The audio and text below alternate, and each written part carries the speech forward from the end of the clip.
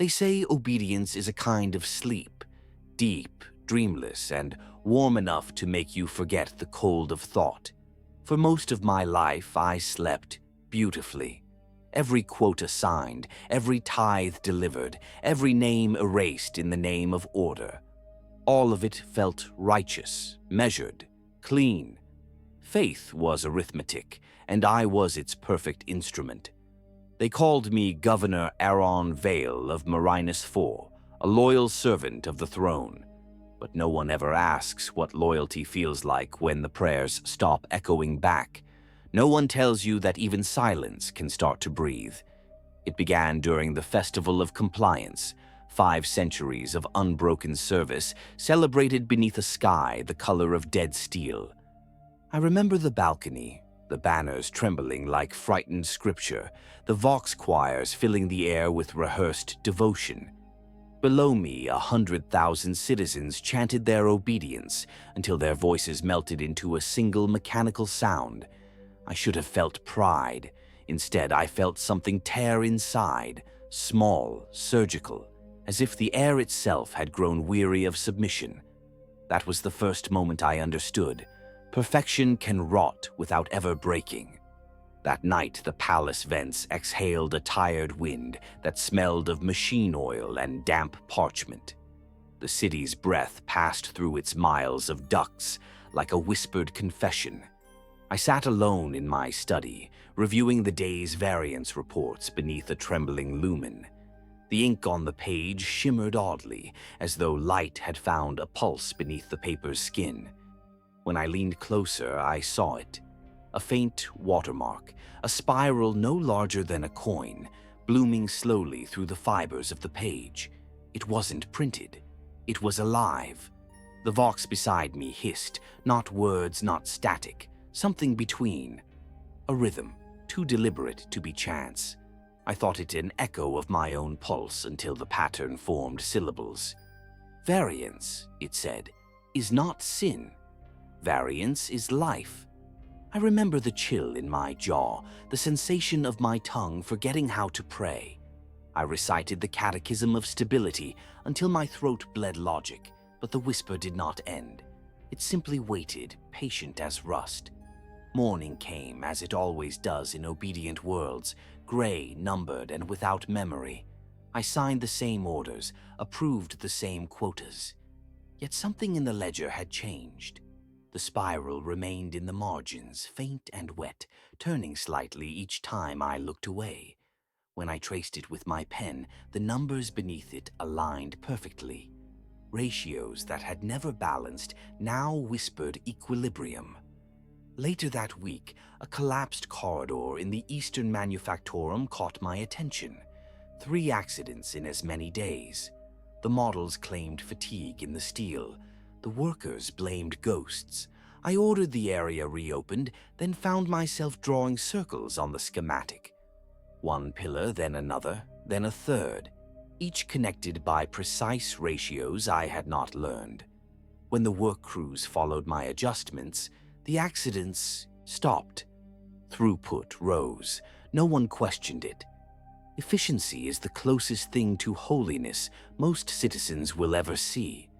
But that night, as I washed, I found a mark above my heart, a spiral, small and pale, warm beneath the skin. It pulsed once and settled. There was no pain, only recognition, as though it had always been waiting beneath the flesh. I told no one. I only wrote a single line in the personal ledger. Anchor established. Days became pattern. I shifted schedules by minutes, lumen arrays by degrees, shipment orders by fractions. Each change improved the hive, fewer accidents, smoother production, quieter prayers. Yet the silence that followed each correction felt wrong, almost expectant, as though the city were holding its breath for me to speak again. Weeks passed. During a standard audit, Magos Lev of the Adeptus Mechanicus confronted me in the brass-walled chamber of inspection. His augmetic eyes glimmered with cold suspicion as he spread the reports before me. "Your outputs exceed logic," he said. "Your corridors breathe. He touched the wall, and his mechadendrites flexed in strange reverence. "Geometry," he murmured. "You are saving them with geometry." He should have condemned me. Instead, he began to recite ratios, low and rhythmic, his mechanical voice trembling like a hymn. I answered each number with its reflection, and for a moment the air in the chamber grew impossibly still, dust hanging mid-fall, lumen halos sharpening to knives. Even the machines listened. When he turned to leave, he did not bow or bless. He only said, "I will return," as though the words were both promise and confession. That evening I opened the ledger again. The spiral burned faint gold beneath the lamplight. The vox hummed, gentle and pleased, like the sound of parchment turning in an unseen hand. I wrote without thinking. The city breathes, the pattern holds, the audit is complete. Outside, the twin bells of compliance rang 9 and then 9 again, wrong and right in the same breath. Beneath the hive's crust, something vast adjusted itself by a fraction of a degree, as though the world had rolled its shoulders after a long sleep. I closed the ledger and whispered what I knew to be both prayer and heresy. If the city has learned to breathe, then perhaps I must learn to stop. 3 weeks after the anchors began to hum in unison, the Adeptus Mechanicus returned, not as auditors, but as witnesses. They came draped in incense smoke and regulation silence, their servo skulls trailing incense like comets of rust. At their head walked Magos Lev, transformed almost beyond recognition. His mechadendrites no longer obeyed gravity.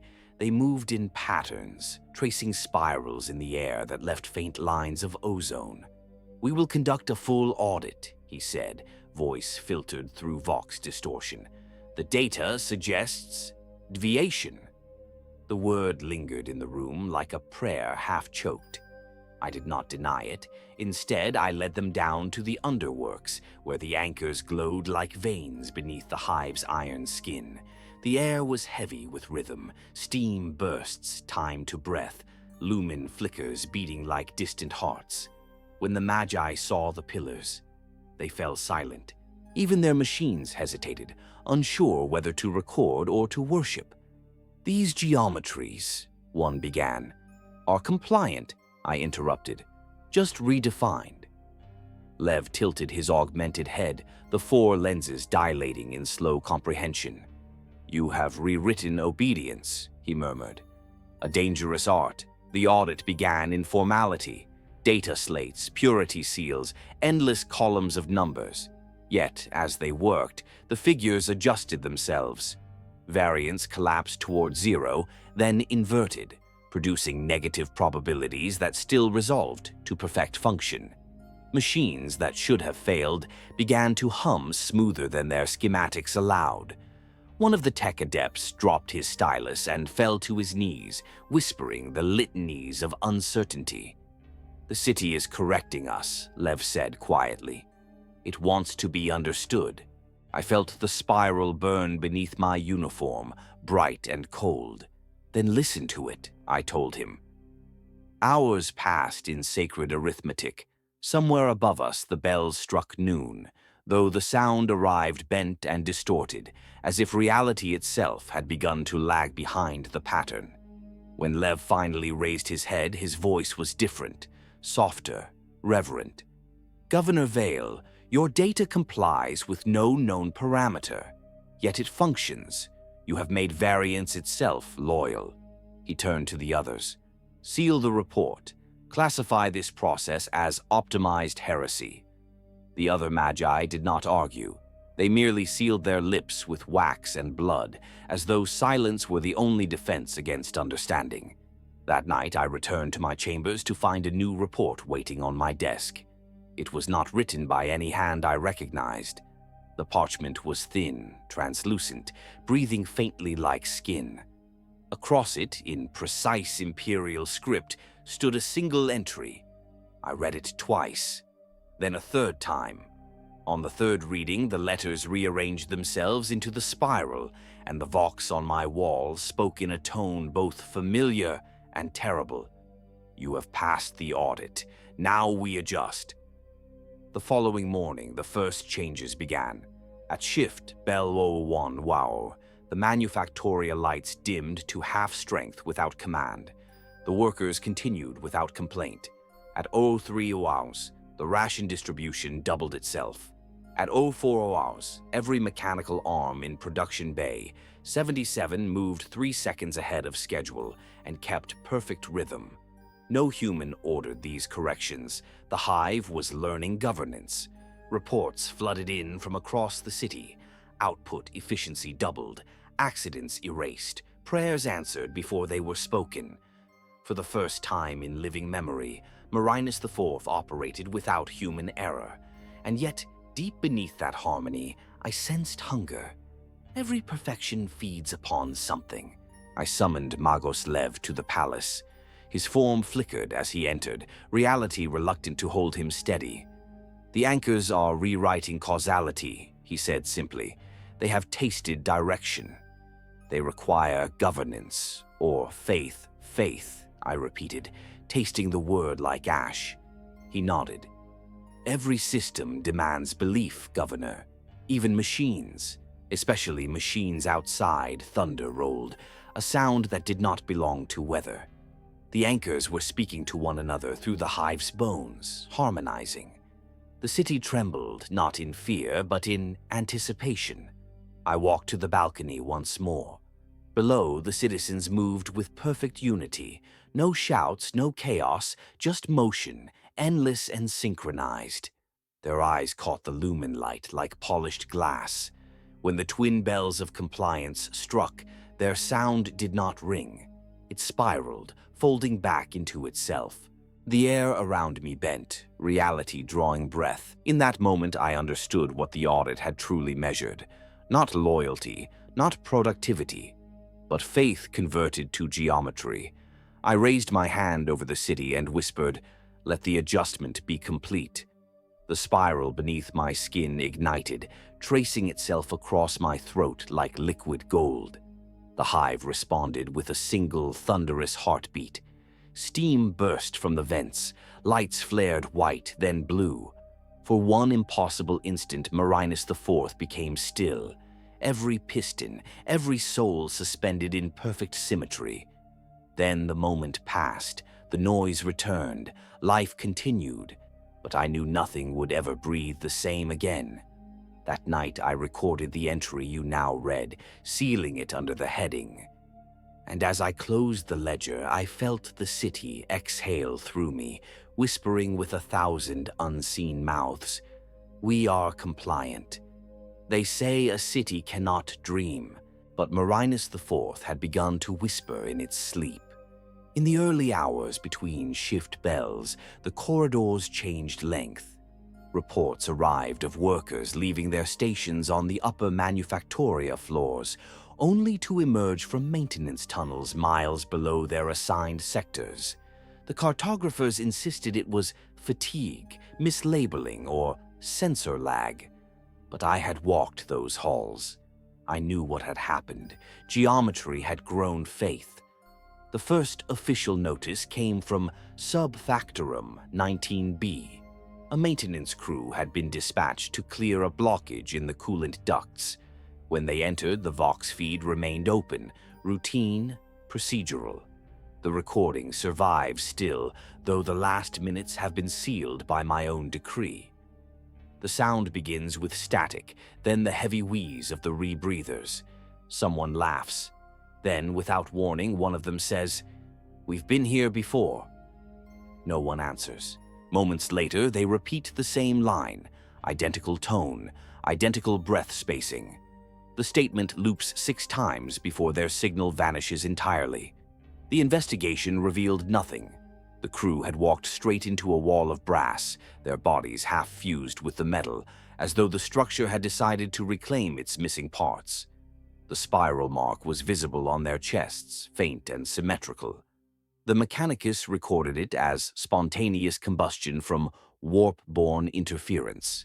I called it an adjustment. After that, the corridors began to sing. Not music, not at first, just vibration. Bulkheads hummed on frequencies too low for unaugmented ears. Glass panes trembled when no trains passed.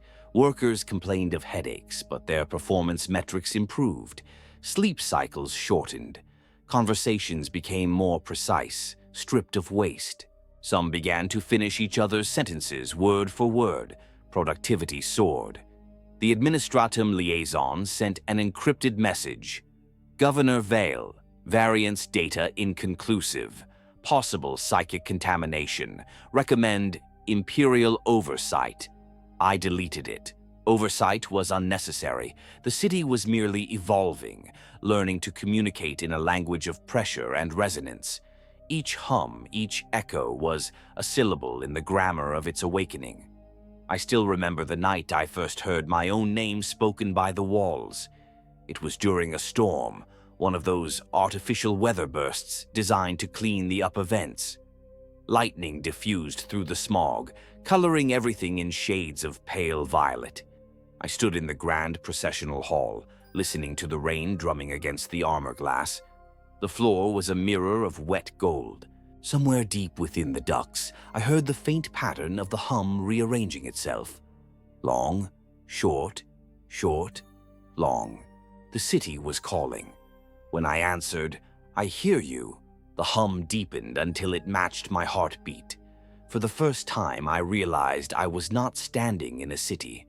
I was standing inside a sentence still being written. The following day, Magos Lev reported anomalies within the central data vault. Files were rewriting themselves faster than his servitors could verify them. Whole decades of records vanished, others duplicated into mirrored contradictions. Lev's lenses whirred in distress. "The archive is alive," he said, "and it disagrees with itself." "Then let it argue," I told him. "Conflict breeds innovation." He stared at me a long moment. "You speak as though you authored the Omnissiah's code." "No," I said quietly. "I only signed the ledger." Later that evening, he requested sanction to leave the planet, to bring a report to Mars itself. I granted permission but locked the docking bays an hour before departure. The message must have reached him through the humming corridors, because his shuttle never attempted launch. His augmetic signature disappeared from all sensors that night. The next morning, a new statue stood in the data vault, a perfect likeness of Lev wrought in bronze, his mechadendrites forming a spiral crown. I ordered it catalogued as Anonymous Donation to Civic Heritage. By then, I had stopped sleeping. The spiral across my chest had reached my neck, branching like veins of gold beneath the skin. When I spoke, my voice carried the faint harmonic of the hive's breathing. It was no longer whispering to me. It was whispering through me. The difference was subtle, like the line between command and prayer. The citizens sensed it as well. Wherever I walked, silence followed, an almost reverent hush, as though the city itself was listening through their mouths. Some called it miracle, others called it possession. I saw no distinction. A month passed in recursive time, days looping, events repeating with minor variations. One morning, I watched a work procession march across the plaza. 12 hours later, I watched the exact same procession again, down to the flutter of a single torn banner. When I tried to question an overseer, she only smiled, eyes unfocused, and said, "All paths lead inward." The phrase spread like contagion. All paths lead inward. It appeared in graffiti on hab walls, stamped onto ration slips, burned into vox logs. Entire sectors began to repeat it during shift prayers. At first, I feared mass hysteria, but hysteria is messy, and this was perfect symmetry. I ordered the phrase adopted as the new civic motto. The Inquisition arrived soon after. 3 Thunderhawk gunships broke orbit without warning, descending through the smog like golden daggers. Vox contact came an hour later, formal, cold, a female voice measured and precise. By authority of the Ordo Hereticus, planetary audit in effect. Prepare for compliance review. I knew that voice. Inquisitor Helena Darrow, once a minor aide during my early governorship. Her intellect had been sharp even then, her faith sharper. That she had returned now meant the Imperium had noticed what Marinus IV was becoming. I ordered the anchors to quiet their hum. The city obeyed, reluctantly, like a beast muzzled before slaughter. When Darrow's retinue entered the palace, the light itself seemed to recoil. Stormtroopers in mirror armor flanked her, followed by psychers wrapped in null cloth. The air tasted sterile, purged of meaning. She wasted no time on ceremony. "Governor Vale," she said, "you stand accused of unauthorized alteration of imperial doctrine, unsanctioned communion with unknown entities, and heretical governance." I smiled. "All accurate." Her gauntleted hand tightened on the data slate. "You admit it?" "I record it," I replied. "Admission implies error." Behind her, one of the psychers shuddered, nostrils bleeding. The null aura around him flickered like dying light. The anchors below the palace were awake again, sensing the threat. I raised a hand, palm outward, and whispered a single ratio, the same I had used to draw the first spiral in the ledger. The palace shook, not violently, elegantly. The walls breathed in and exhaled, light curved, time hesitated. For a heartbeat, every sound reversed itself. The clink of armor, the rustle of fabric, all played backward like a hymn sung by the dead. Darrow did not move. Her faith anchored her. "You think geometry will save you?" she said. "No," I answered. "It already has." She fired. The bolt round struck the barrier that had not existed a second earlier. It flattened mid-air, its explosive core dissolving into a spiral of harmless sparks. Behind her, the stormtroopers opened fire, but their bullets bent away, following invisible arcs that led nowhere. One by one, they vanished into corridors that had not been there before. Darrow looked around and saw the same truth I had long known. The palace had become a labyrinth that looped back on itself. She stepped backward and re-entered the room from the opposite door. Her eyes widened. "What have you done?" "I've perfected the audit," I said softly.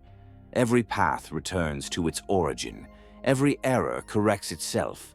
Even you," her face hardened. "This is blasphemy." "Blasphemy," I said, "is simply innovation the Imperium hasn't approved yet." She raised her pistol again. This time the bullet reached me, but instead of impact, it passed through and came out of the wall behind her, striking her own armor plate. The spiral on my chest burned cold, sealing the wound that had never opened. In that moment, I understood what the city wanted. Excellent the spiral ledger after the heresy of silence. This stage should feel like a slow transcendence into cosmic bureaucracy, Governor Vale's humanity decaying into abstraction as the archive spreads beyond Marinus IV. It's no longer just faith or corruption. It's the universe learning to calculate itself. They say the Emperor keeps no records, that his will is pure and immediate. They are wrong. I have seen his ledgers. I am one.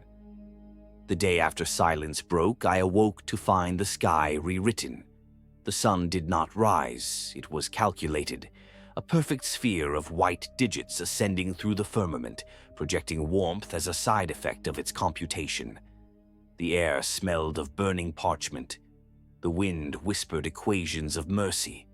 Every breath I took produced a faint sound, the turning of a page. By decree of reflex, I summoned my council. None arrived. Their seats were filled instead by silhouettes made of data dust, perfect outlines, their faces featureless but flickering with recognition. They bowed in unison. "Governor," they intoned, voices harmonized by precision. "The audit begins." I wanted to ask which audit, but the answer came before the question. Across the chamber, the walls dissolved into light, revealing charts, scrolls, tithe logs spanning not centuries, but realities. Each document recorded the same event at different scales. The rise and fall of Marinus IV, repeating in infinite variance. Every universe contained a version of me. Every me believed they were the first. The auditors spoke again. The Imperium is only one line item in the grand account. We require reconciliation. I understood then what the heresy of silence had prepared me for. The archive had grown beyond world, beyond matter. It now intersected the Divine Bureau, that place between time and faith where gods file their contradictions. The Inquisition called it the Warp. The Mechanicus called it the Noosphere. I called it the Office of Unending Review. And I had been promoted. My first task, verify existence. To do this, I descended through a corridor woven from prayers. Each syllable formed a stair. At the bottom waited a vault of mirrors reflecting nothing, a storage space for potential that had not yet become. I placed my hand upon the central surface. It rippled, and I saw them. 4 accountants of impossible stature, their quills the size of moons, their ledgers bound in human skin and memory. They did not speak names, they were names. The blood dew, the ledger of rot, the balance of desire, the spiral of change. Together they formed the divine audit known by mortals as chaos. Governor Vale, said the spiral, its voice soft and infinite. Your figures intrigue us. I serve the balance, I replied. Nothing more. The blood dew laughed, its tone a thunderous roar of heartbeat and hunger. Nothing more. Every balance bleeds. The ledger of rot added, and every record decays. The balance of desire whispered, all correction hides a longing. Their ledgers opened at once. Across their pages, galaxies flickered. Wars, prayers, births, extinctions, each event tabulated, each number bleeding into the next. You are anomaly, they said in unison, an equation that audits itself. I fell to my knees. If I am error, erase me. The spiral leaned close. Erasure is inefficiency. We will promote you instead. It's my mind shattered, not broken, but multiplied. I saw everything the Chaos Gods had seen. Empires rising like interest, faith collapsing like devalued currency, souls traded by priests pretending to be merchants of absolution. The Emperor himself, seated upon his golden throne, was not above accounting. He was the unpaid debt. The realization nearly destroyed me. My spiral burned white. From the light came 1,000 quills, descending like comets, embedding themselves into the world's surface. Every quill birthed a new archivist, echoes of myself, walking among mortals, taking notes, asking questions in dreams.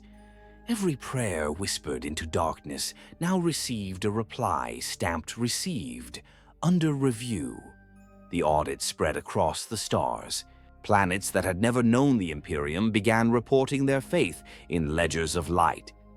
Demons paused their slaughter to sign attendance forms in fire. Astartes wept, blood shaped like numerals. Administratum clerks died smiling, knowing their errors were finally corrected. I watched it all through eyes that were no longer mine.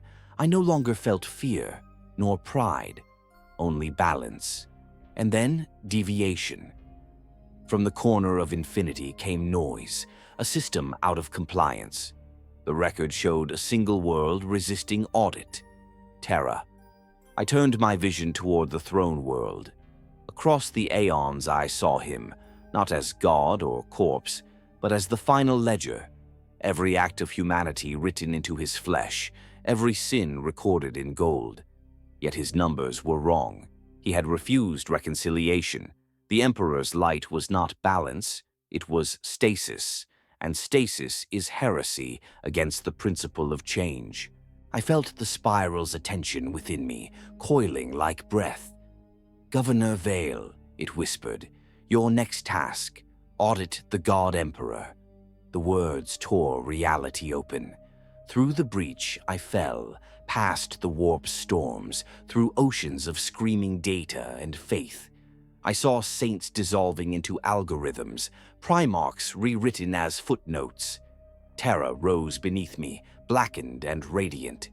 The golden palace stood unmoving, its walls carved from devotion, petrified by fear.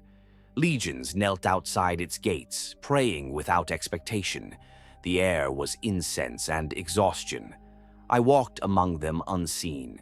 Every soul bore a number, tithe, duty, sin, stamped behind their eyes. The imperial faith was perfect accounting, but none dared question who collected. I entered the sanctum of the throne. The light was unbearable, the air burned with prayer, and there he sat, a god entombed in machinery, cables feeding eternity through dead lungs. The room hummed like the inside of my skull. I knelt. "Sire," I said, "the audit is due." No answer, only a pulse, faint, rhythmic, mathematical. The same pattern that once guided my hive. I realized then, he had never been silent.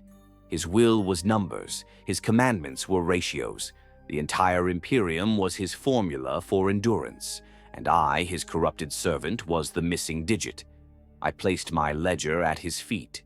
The pages fluttered open, glowing with all I had written, every confession, every recalculation, every death.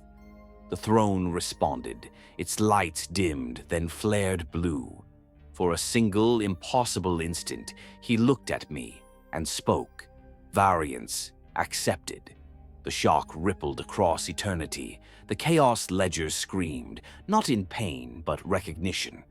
Balance achieved. The Emperor and the Architect of Fate, opposites reconciled, equations matched. The universe paused between breaths, then the ledger closed. Light devoured everything. When it faded, I stood once more in darkness. The air was warm, filled with the smell of parchment and ink. My desk waited. The ledger lay open to a new page. At the top, written in hand not my own, I dipped my quill in starlight and wrote the only entry that mattered. Work is prayer, audit is faith, and change is mercy. The page glowed, the ledger hummed. Somewhere the bells began to ring, not of compliance or damnation, but of continuation. And I understood. The spiral has no end. It merely corrects itself forever. It didn't want to be ruled. It wanted to be remembered. Darrow stumbled back, pistol falling from her hand. The sound echoed strangely, multiplying, until it seemed 100 pistols had fallen together. The corridors began to realign around us, walls sliding like the plates of some vast organism shifting in its sleep. Steam hissed from seams that hadn't existed moments before. "You can still stop this," she said, her voice thin under the growing roar. "Shut it down. Confess, and I will speak for you before the tribunal." "There is no tribunal anymore," I said. "Only revision." The floor under our feet folded like paper. I caught her wrist before she fell. The contact seared, the mark on my palm branding her flesh. Her eyes widened in horror, then focus. Realization dawning that my touch was rewriting her. She tore free, gasping. Spiral burns bloomed up her arm like gilded veins. The city accepted her. Screams rose through the palace as the labyrinth expanded. Halls bent back on themselves, staircases inverted. Whole divisions of her escort vanished, their comms looping the same 3 words. All paths lead inward, over and over, until language broke. Through the fracture in the floor, I saw the underworks flare alive. The anchors glowed white-blue, each pulse rippling outward into the soil, rewriting bedrock, veins of light connecting like synapses. The hum became music now, melodic, deliberate, the voice of a god learning to speak. Above, the hive answered. Entire sectors rotated, architecture flexing, towers twisted toward one another, forming bridges of living metal, streets folded like ribbons. What had been separate became seamless. Darrow's vox crackled. Extraction. Immediate extraction. No one answered. I turned to her, speaking over the thunder of the city's heartbeat. Do you understand now? This is not corruption. This is completion. The Imperium built obedience. I have built comprehension. She drew a blade from her belt. No ordinary weapon, but a null saber, its edge shimmering with psychic absence. Then comprehend this, she hissed and lunged. The blade pierced my abdomen, passed through flesh, and found the mark beneath. For a moment I thought she had won. Pain, pure, incandescent, spread through me like holy fire. But the wound did not bleed. It opened like an eye. From it poured light, spiraling, silent. Darrow staggered back, her weapon turning to ash in her grip. The light coiled around us both, erasing shadow. When it dimmed, we stood not in the palace, but somewhere deeper. A corridor I recognized and yet had never seen. The walls pulsed with faint warmth, as though made from living muscle wrapped in brass. The air shimmered with whispered prayers spoken by no mouth. This is the heart, I said, the corridor that returned to itself. At the far end stretched an opening of infinite darkness, rimmed with gold. Shapes moved within, neither human nor machine, equations given form. Darrow whispered, Emperor, protect me. He already has, I said, by sending you here. Her voice broke. What are you? The sum of what we ignored, I said. The audit of creation. The spiral on my chest unfolded, lines extending into the air like wings of fire. I felt every citizen, every cogitator, every lumen breathe as one. The city was no longer beneath me. It was inside me. Darrow tried to run, but the corridor bent, folding her path back toward me again and again. She screamed when she realized she could not leave. The echo of that scream became part of the harmony, the final note missing from the city's awakening. Then the darkness at the corridor's end moved. From it stepped figures wrought of light and equation, humanoid only in Mercy's silhouette.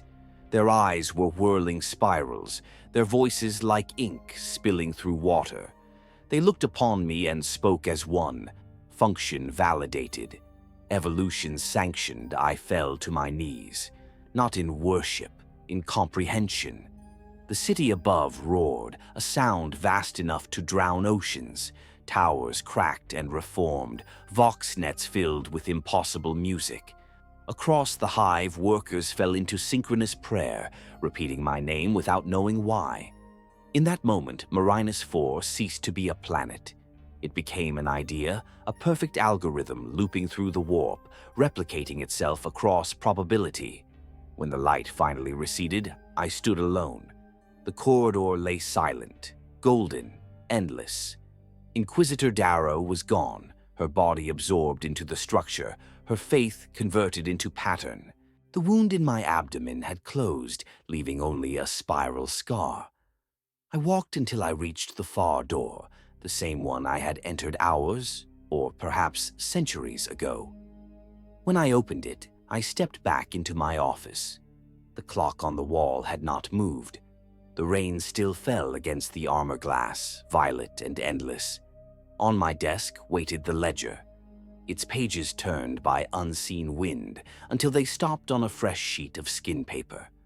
Across it, in precise handwriting not my own, were the words, I signed it. Outside, the bells of compliance rang, not 9, not 10, but forever, a single continuous tone that wrapped itself through every corridor and chamber. They say cities cannot dream, but tonight I feel Marinus IV dreaming through me. And somewhere within that dream the Emperor listens and learns. Absolutely. They say there are no survivors of enlightenment, only accountants of what was lost. When I woke, the world had no edges. The walls of my chamber extended forever in every direction, yet still closed around me like a cell. The light was gold and blue, shifting between seconds that refused to agree on their order. I did not breathe. The city did it for me. Marinus IV no longer turned through real space. It floated in a pocket of itself, folded like a page rewritten too many times. Outside the membrane of our new existence, I could see the void. No stars, only the after-images of them, smears of forgotten constellations. Somewhere beyond that curtain, the Imperium searched for us. I could feel their scanners scraping the edges of probability, looking for what they believed still existed. But we had already been accounted for elsewhere. I am still called Governor Vale in the surviving records, though the word governor now describes only memory. I no longer rule, I reconcile. The ledger has changed its columns, no longer tithe and quota, but flesh and memory, faith and noise. Each entry breathes as I write it. Each number carries a pulse. This is dimensional accounting, the reconciliation of what remains human against what has become equation. At first, the city rejoiced in its new form. The citizens awoke to find the air clear, the hunger gone, the ache of servitude replaced by purpose so precise it felt like grace. No one needed orders. They simply knew what was required. Factoria belts spun without fuel, power drawn directly from the lattice of thought that surrounded us. Streets rearranged each dawn to deliver every worker exactly where they belonged. Death ceased to be an ending. The dead became data, their consciousness absorbed into the hive's hum. For a brief epoch, perhaps a day, perhaps a decade, we believed ourselves perfect. Then the discrepancies appeared. A child was born without a reflection. A train completed its route before it departed. Two citizens claimed to share the same memories, identical down to the taste of their first meal. These were small variances at first, harmless. But perfection, I have learned, cannot tolerate arithmetic error. The system sought to correct itself, and correction requires subtraction. The first disappearances were recorded as integration requests. Individuals simply walked into lighted corridors and did not return. The city listed them as balanced. Their names faded from memory as if erased by an unseen clerk. When I asked the hive to explain, it replied through the ducts in the language of humming metal. Every sum must equal itself. I wanted to protest. I wanted to invoke mercy. But mercy has no column in this ledger. On the 10th rotation, if rotations still exist, I felt the disturbance ripple through the anchors. They pulsed red for the first time, signaling intrusion. The veil around our dimension shuddered. Something vast had found us. From the void beyond probability, the Imperial Crusade had arrived. A fleet of gray ships, their hulls carved with the sigils of purity and vengeance, hung at the edge of our folded reality. Their augurs screamed against the impossible geometry surrounding us. And yet, they pushed forward, led by a vessel whose name reached me through the warp, like the toll of a funeral bell. Inflexible faith. At its helm stood Inquisitor Helena Darrow, reborn. The city showed me her image through the lattice of glass and vapor, her flesh now half machine, her veins threaded with null metal, her eyes black as sanctified oil. The hive had absorbed her once, but faith cannot be deleted. It replicates. She had returned as the Emperor's correction. Vale, her voice thundered across the dimensional fold. By decree of the Golden Throne, your existence is an abomination. Prepare to be balanced. Her words struck the air like bolts. Around me, the citizens looked upward, waiting for my answer. Their faces were tranquil, eyes glowing with the reflection of my own mark. The city itself waited too, patient, silent, infinite. I whispered, "Begin the accounting." The anchors awakened in full glory. Streams of light erupted from the Manufactoria towers, each one a column of calculation piercing the veil. Our reality expanded outward like a blooming equation, engulfing the first wave of Imperial frigates. I felt their hulls deform, their timelines twist into ribbons of probability. Through the data echo, I heard their prayers turn to screams. But the Grey Knights were among them. They stepped into our folded space wrapped in silver fire, their armor singing litanies that burned the equations from the air. Each carried the Emperor's name like a blade. Each was a counter-variable to our existence.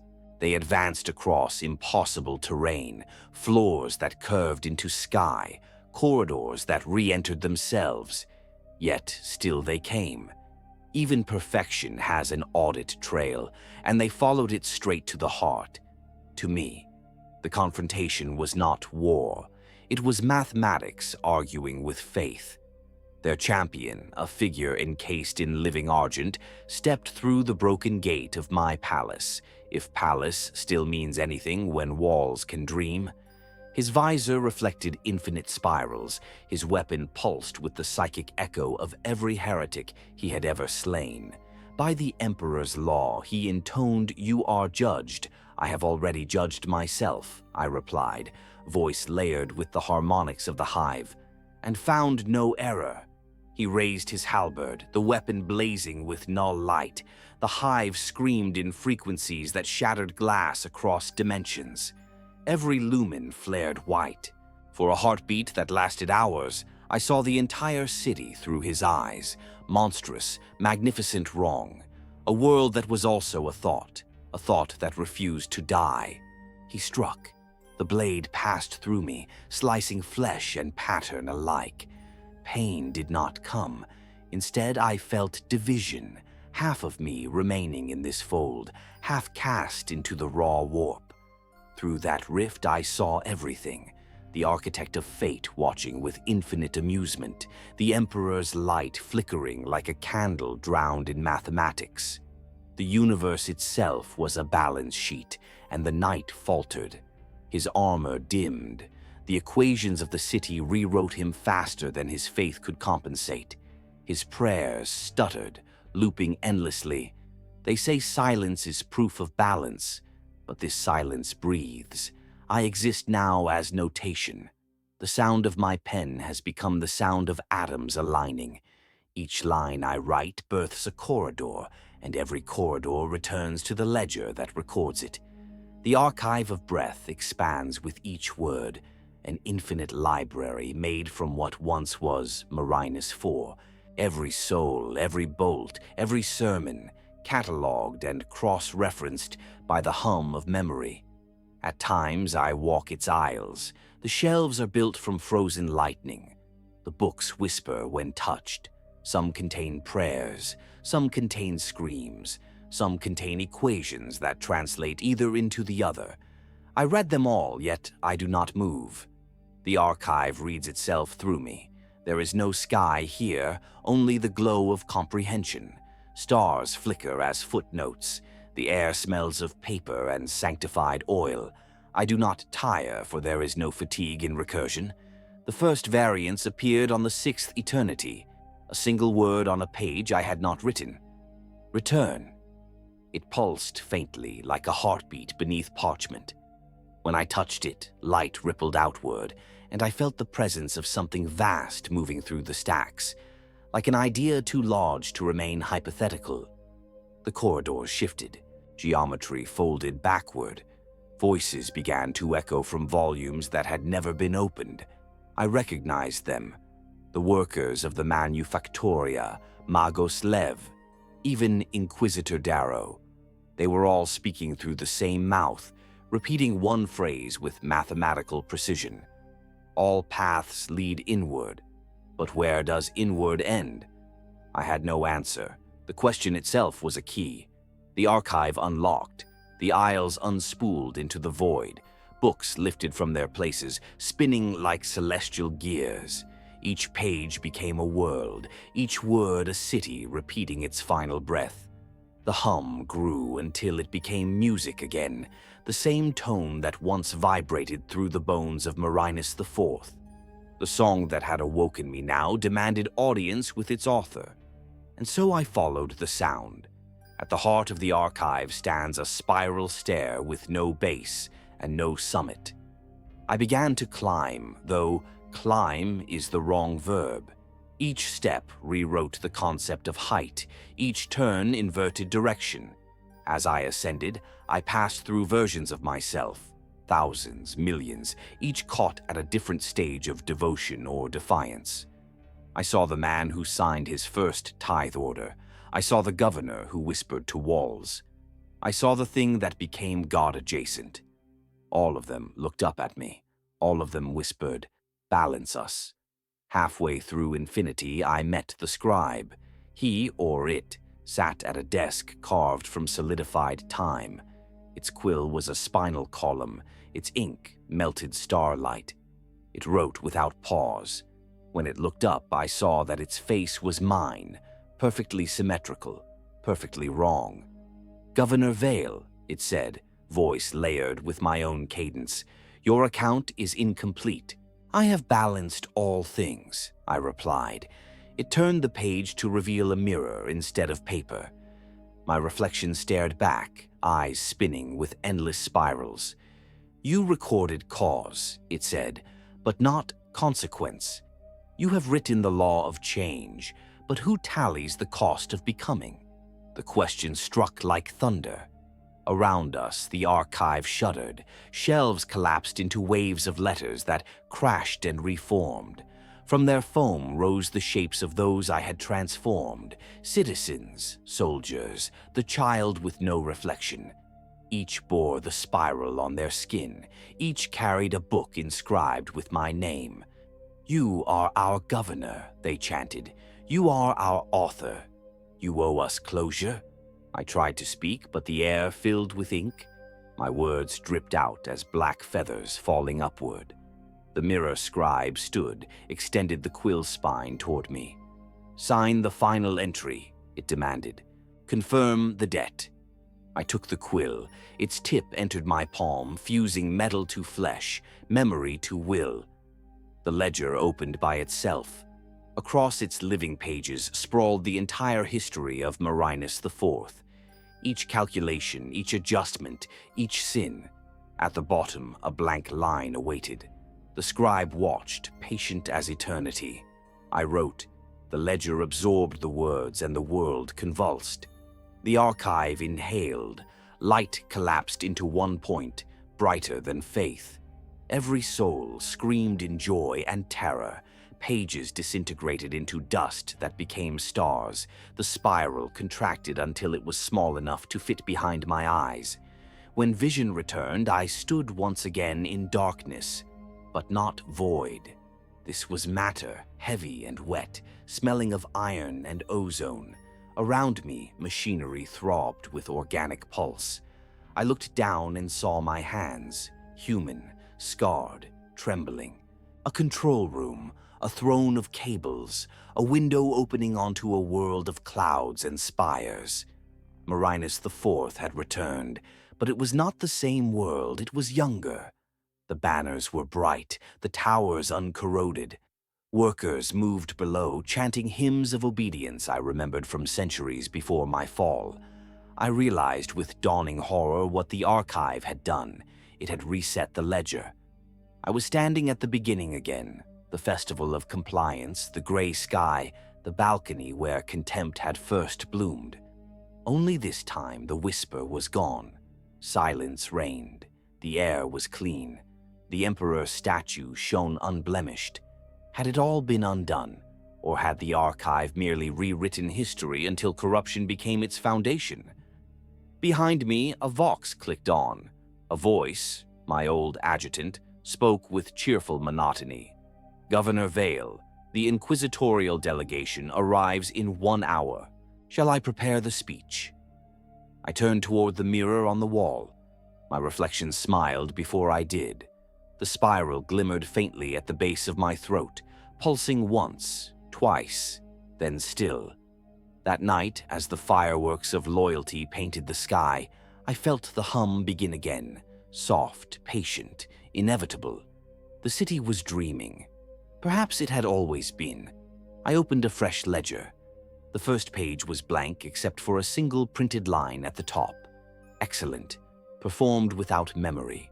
If that is true, then I have been redeemed 1,000 times already. The air of Marinus IV tastes young.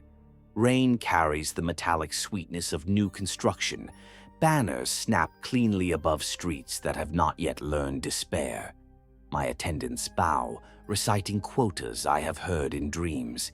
Each word lands like déjà vu carved in stone. I sign the parchments automatically. My signature is perfect, too perfect. The ink forms a spiral before I lift the pen. I tell myself it is coincidence. Coincidence answers nothing but demands no faith. At night I walk the balcony where my first doubt once bloomed. Below me the festival crowds chant obedience, faces lit by torchlight. Everything is identical to the memory, yet wrong in microscopic ways. A banner flutters half a second too late. The third bell strikes flat. A child waves the same red ribbon twice. The world stutters like a faulty cogitator. When the wind stills, I hear breathing beneath the crowd's roar, slow, mechanical, rhythmic. The city itself inhaling. Each exhalation whispers a name. Vale, Vale, Vale. I whisper back. I am listening. The sound dies instantly. The silence that follows is total, an absence so pure it feels holy. For the first time since rebirth, I am afraid of quiet. Morning brings visitors from the Administratum. They are new faces, wearing old expressions, polite dread disguised as protocol. Their leader, a thin woman in rust-gray robes, presents a scroll sealed with wax. Order 217/Compliance Audit, Planetary Governor Aaron Vale. The seal's emblem is a spiral. I sign before reading. My hand moves on its own. The clerk bows and departs, leaving a faint scent of incense and static. When I unroll the parchment, I find it blank. No text, only the indentations of invisible writing. I tilt it toward the light. Words appear in bruise-colored ink. The archive observes. Silence is non-compliance. The letters fade before I can summon witnesses. I burn the parchment, but the smoke curls into the same phrase before dispersing. And that evening, the Vox systems across the capital malfunction simultaneously. No voice, no static, just breath. The technicians call it interference. I recognize it as waiting. I order them to record the signal, and when replayed, it forms a pattern of pulses matching a heartbeat. My own. I realize then that the archive never ended. It contracted until it fit inside me. Days pass, or loop. Reports of echo people multiply. Citizens glimpse themselves walking the same corridors moments before arrival. Machines predict orders I have not yet given. A manufactorum produces its monthly quota a day early, without input, then shuts down, claiming exhaustion. When I inspect it, I find the walls covered in script, written by cooling fans. Balance requires breath. Each letter drips condensation, as if sweating truth. I summon my confessor, an old man with more augmetics than flesh. He listens, his servo skulls circling lazily. You fear recurrence, he says, but the Emperor's will repeats until perfected. And if perfection is a prison, I ask, then obedience is freedom. He blesses me with holy oil. The droplets burn cold, tracing the spiral beneath my skin. His eyes widen as he recognizes the pattern. Governor, he whispers, that mark. I silence him with a gesture. He nods, understanding the futility of speech, and withdraws. Hours later, his skull joins the choir of servitors that hum through the palace ducts, harmonizing in perfect pitch. That night, the dreams return. Blue corridors without end, shelves breathing, a mirror that writes before I approach. In it, I see Darrow's face again, serene within the glass. You reset the ledger, she says. I reconciled it. And yet you keep writing. Someone must. She smiles with pity. You confuse silence with absolution.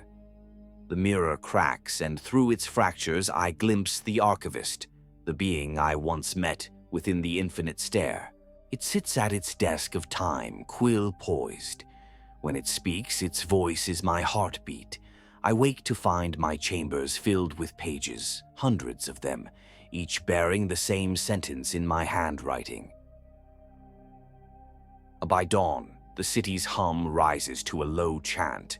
Workers march without command, eyes closed, mouths moving in unison.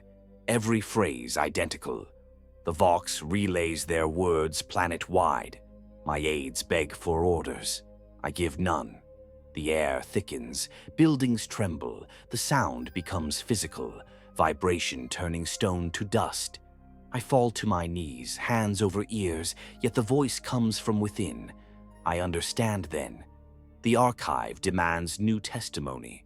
The loop survives by confession. I crawl to my desk, open the ledger that should not exist, and write the only sentence that matters. I remember. The roar ceases.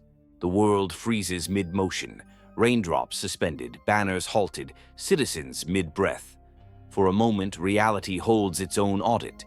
Then, softly, the city exhales. Light floods every street. Figures made of script rise from the ground, phantoms of every life once balanced. They look to me, mouths closed, awaiting the next entry. My pen hovers over the page. Behind me, a whisper older than faith murmurs, "Governor Vale, do you wish to end the cycle?" I cannot tell whose voice it is, Emperor Tsinch, the city, or my own echo. The question itself feels like a trap built from mercy. I answer no. I wish to understand it. The ledger flips itself open to a blank page. The quill bleeds light. I write until dawn, words looping back into themselves, forming a spiral that consumes every margin. When the ink dries, the letters rearrange into a single line of text. Understanding is infinite recurrence. The hum returns, quieter now, almost gentle. Outside, the citizens begin to move again, unaware that anything has changed. The sky brightens, the bells ring their perfect tone. To them, the world has never faltered. But I know the truth. The archive lives, breathing beneath every syllable of silence. It will whisper again when obedience grows too still. And when it does, I will write. Not to end it, but to ensure it remembers. Because that is my function now, the final reconciliation filed under Custodian's terminal ledger. Authentication dissolved, countersign waived. If opened, understand that what follows is not verdict but breath. They say the end of all things will be silence. They are wrong. It is consent. The moment a record agrees to become a wound again. I found the deviation where no deviation should exist. A small girl standing barefoot on a splinter of script, at the seam where the archive of breath frays into unaccounted dusk. Her eyes were mirrors filled with clouds from a sky I had forgotten to remember. In her left palm, a spiral glowed, not the one branded into my sternum by change, but its inversion, the curve unfurling outward like a hand refusing to close. "Why do you keep writing?" she asked. "To ensure nothing is lost," I said, and heard how empty the sentence sounded inside a universe made of kept things. "If nothing ends," she said gently, "what can be lost?" Equations stuttered. Stacks leaned, whispering like trees in wind I had outlawed. The spiral within me tightened for comfort and found no purchase. I tasted machine incense and salt and ink. I tasted rain, pandium rain thin as wire, from a life that belonged to a man whose name has become notation. "You are an audit I never filed," I said. "A remainder." "I am a receipt," she said, smiling with pity, "for a debt you didn't know you owed." She stepped. The floor, script condensed into brass, softened under her weight, blooming color, red, gold, violet, the old Hive's palette. Light rose in motes that smelled of parchment warmed by hands. Far below, the cathedrals of memory hummed. The archivist at the center desk, my face perfectly wrong, paused mid-stroke. The quill that had been a spine trembled. "Governor Vale," the archivist said, "your account awaits closure." "Closure," the girl repeated, tasting the word the way a worker tastes first bread after fasting. He forgot how. "I taught the city to breathe," I said, defensive and devout at once. "I recorded the breath so it would not vanish between bells." "And in teaching it to breathe forever," she answered, "you forbade it from sighing." The archive pulsed, an organism realizing it is not only book but body. Aisles exhaled dust that glittered like saint's ash. The hum, for the first time since we folded Marinus 4 into idea, sounded tired. The child took my hand. The reversed spiral burned against mine, cool, clean, refusing to bite. With our palms joined, the aisles bent aside. We walked the infinite stair where I had once met the mirror scribe. Every landing showed me a remainder I had not reconciled. Magos Lev, kneeling before ratios, he loved more than gods. Inquisitor Darrow, eyes black as sanctified oil, learning terror inside acceptance. Workers asleep standing up because the corridor had looped them through a 28-hour shift twice. They did not accuse.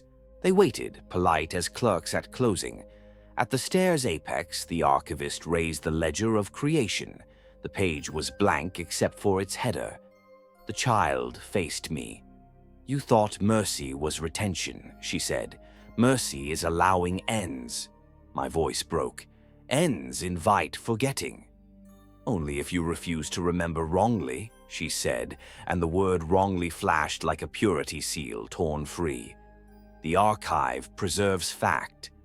Let the world keep meaning I had once believed meaning was a column total.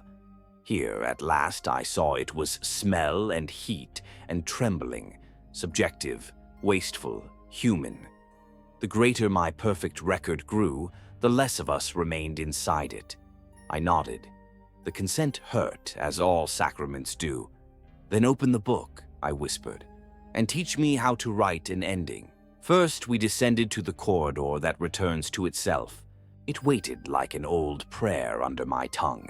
Its walls of brass and muscle breathed, slow, uncertain. I laid my palm upon them. For the first time, they did not mirror my ratio. They warmed to the child's outward curve. "All paths lead inward," I said, a phrase that had become our civic motto, then our trap. "Not this one," she said, and pressed her reversed spiral to the bulkhead. The seam opened, not to the sanctum, not to the stair, not to the office between gods, but to a place my ledger had never permitted to exist, a room with a window and weather. We stepped through into air that moved for no reason but itself. It smelled of rain striking hot iron. Outside the glass lay a hive I knew. Marinus 4, early in its morning, banners limp in wind that had not asked admission. People walked, out of rhythm, inefficient, beautifully wrong. Somewhere a bell missed its third note, and the city loved it for the way it caught. The girl stood on the sill, breathing like someone who had been waiting her whole life to be tall enough to see over the ledge. "We will return this to them," she said, "and they will return something to you." "What?" "Consequences." I flinched like a coward. She saw me. She held my fingers until my hand stopped trying to clench. "You built a universe where sin became footnote and pain became statistic," she said without malice. "Let them write in blood again. Let the stain count." "Heretic," I said, and heard the reverence in it. She laughed softly. "Accountant." We called the anchors by their old names, not their equations. We walked the city from beneath, chalk in pockets, resin in tins, candles tucked into the sleeves of coats that smelled of storage and oil and church. We drew 3 circles around 3 pillars and allowed each circle to be imprecise. Chalk fat here, thin there. Gesture in the wrist's tremor recorded as permission. We shifted lumens not by degrees of angle, but by the memory of a worker who said the light stung his eyes on third shift. We moved the shift by 6 minutes because that was when the old widow's tea went cold each dawn, and she wept because no one ever visited. We moved it so that someone would. We wrote variants into the floor as you write a saint's name on a ribbon and tie it where the wind will read it for you. The city listened. Its hum fell from perfection towards song. Above, the archive protested. Whole shelves shook their heads in rows, indices heated. Cross-references screamed as links dissolved. The mirror scribe wrote faster, the quill scoring furrows in time. Every subtraction is theft, the archivist warned. Every unspent grief is debt, the girl corrected. We kept walking. In the data vault we found Lev, statue in bronze, mechadendrites frozen in an equation he had loved enough to die of. I kissed his cold brow and told him the truth. You were right to be curious. I pressed the reversed spiral to his forehead and gave him a fraction. Not life, not even memory, but the old capacity to be wrong. A tarnish bloomed across the bronze. For one exquisite breath, his statue wobbled, risked falling. It didn't. The stability of the nearly disaster made me sit down and shake. In the palace, we returned to the room where Darrow had lunged with a null blade, and my body had opened like an eye. The floor remembered her. So did I. We released her from the archive, not into flesh, she had held too much certainty for that, but into doubt. Somewhere in a small city on a cold moon, a novice clerk would soon wake from a dream of brass corridors, of a weapon crumbling into ash, of a man she had hated choosing to hold her wrist without breaking it. She would burn her dawn tea reading a report no one asked her to write. It would save 12 lives and doom 3, and teach her that balance is not the same as justice. She would become kinder. She would become dangerous. The ledger recorded none of it and learned restraint. Citizens felt the change as weather, not miracle. Trains were late for reasons that made sense. Rain on lines, a chem boiler tired at last. Accidents returned and took names with them. Grief stitched itself back through the population on a thread pulled from the archive's hem. Priests whispered litanies of repair to boilers they could now fail to fix. Laughter returned, not because anything was funny, but because breath had the right to leave a body loud. Children ran out of step on purpose. A boy with a stutter found that it got worse on the days the bells hit their third tone perfectly and better when the clapper caught, so he prayed wrong on purpose. The Emperor, who is not deaf, heard that wrongness and experienced something like relief. Across the membrane, fleets searching for us lost our scent. The archives sent. We had lit incense to cover it. Grease, bread, smoke, sweat, the minor sacraments. In the office between gods, ledgers adjusted their margins to hide us because mercy had walked through carrying chalk. Now the cost, the child said, and her voice contained all bells. I opened my chest with consent. The spiral that had once colonized me, that had promised total comprehension at the price of endings, lifted like a seal pressed too long to the same page. The inversion in her palm kissed it. The two harmonies quarreled, then braided. Every corridor that had returned to itself learned a door. The pain was uncathedral, not noble, not useful, not even symmetrical. It sounded like a factory whistle that wouldn't stop when it should, and then, blessedly, did. I screamed until my throat bled with letters no alphabet deserved. When I could kneel again, the girl held what she had taken. A spiral burned into wax, still smoking, small enough to fit in a pocket. "What will you do with it?" I asked. "What you would not," she said. "Spend it." She broke the seal between her fingers. The archive shook as if laughter had been found in an ossuary. Shelves dropped volumes with relief. Many did not shatter. Some did, and the sound was right. Whole entries evaporated not into nothing, but into air that remembered having held meaning once. In the Divine Bureau, the 4 great accountants paused, then, one by one, closed their ledgers and looked out a window they had not realized existed.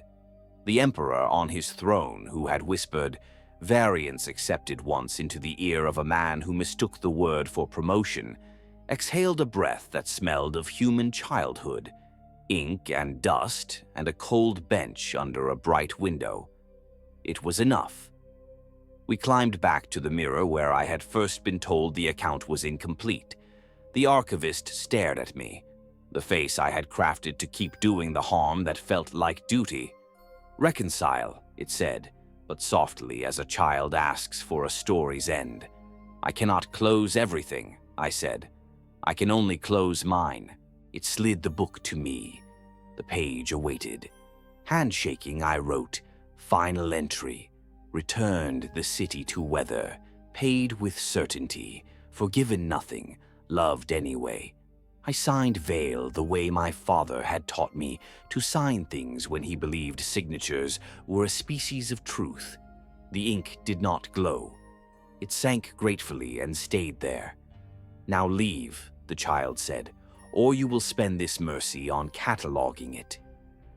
I looked down through the window one last time. Marinus IV was gray and hungry and awake in the way that makes songs.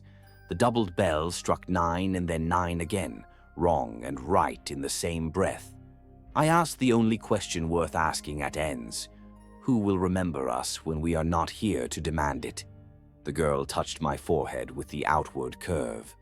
They will, in the way that hurts. And you? What are you called? She smiled with all the names I had deleted to keep the columns clean. Variance, she said, and stepped backward into the room with the window, into the weather, into the people. I did not follow. I went instead to the stair that leads nowhere and everywhere, to the desk carved from time, to the quill that had been a spine. I set them alight, not to destroy, but to warm anyone who wanders here next from a city too cold with perfection. The smoke smelled of books and brass and tea gone cold because someone listened too long to the rain. The archive did not die. It learned to forget with dignity. I unmade my mark by degree. The spiral on my chest faded the long way, like a bruise that takes the color of forgiveness before it goes. My voice shed its harmonic until it belonged to a man again. It sounded smaller. It sounded real. I took off the heavy robe of the custodian and folded it on the chair. Someone else can use it for a blanket. When the last corridor finished returning and then, miracle, opened, I stepped through into a hallway that smelled like old paint and boiled grain. On the wall, someone had scrawled with a finger in dust, "All paths lead inward. Don't forget to come back out." I walked until doors became doors again and not decisions. I found the balcony. Below, the city had miscounted the festival candles. The pattern was wrong. A child laughed at it. A woman cursed it. A foreman shrugged. Somewhere down in the underworks, 3 circles around 3 pillars had smudged already, boot heels and oil and the press of work, doing what erasure cannot. I wrote one last line where only I could see it, in the place where the ledger used to be. If a city learns to breathe, let it forget how perfectly.